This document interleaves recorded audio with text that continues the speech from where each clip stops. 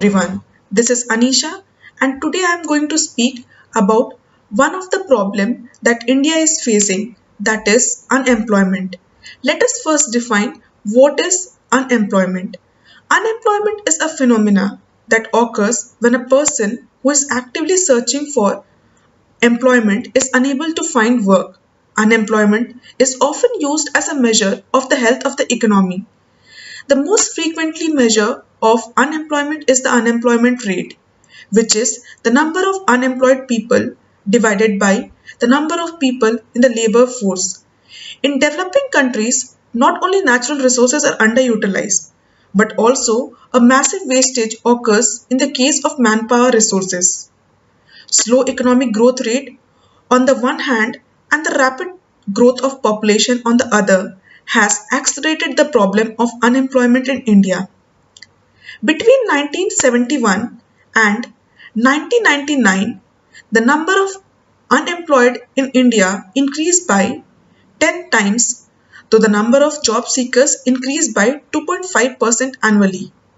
But the employment opportunities increased by a modest rate of 1.8%. The number of registered job seekers in 2006-7 stood at 40.7 million. Unemployment rate has been rising since the days of economic reforms began. It rose from 1.96% in 1993-94 to 2.39% in 2004-5. According to an UN labor report, unemployment in India is projected to witness marginal increase between 2017 and 2018, signaling stagnation in job creation in the country. The report also added unemployment in India is projected to increase from 17.8 million last year to 18 million this year. In percentage terms, unemployment rate will remain at 3.4% in 2017-18. This is the reason we need the creation of high productive, high wage jobs. By creating employment opportunities in manufacturing sectors such as the countries like China, Taiwan, Singapore followed.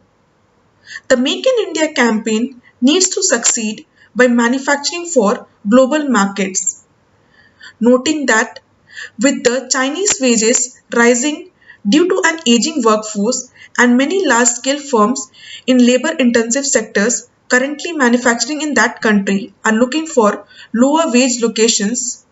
With its large workforce and competitive wages, India could be a natural home for these firms.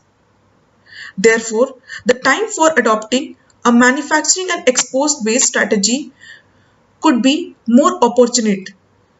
The Niti Aayog, in its 3-year action agenda, also recommended for the creation of handful of coastal employment zones, which may attract multinational firms in labor-intensive sectors from China to India.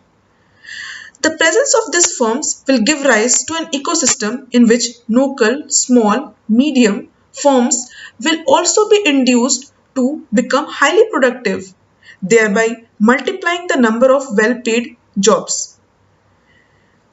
Labor reforms such as fixed term employment has been introduced in textile and apparel industries. These options may be extended to all sectors. The change will encourage employer to rely on regular fixed term employment instead of contract workers, especially when hiring workers for specific projects or for meeting seasonal demand. Besides unifying existing large number of labor laws into 4 codes without reforms of laws themselves will serve little purpose.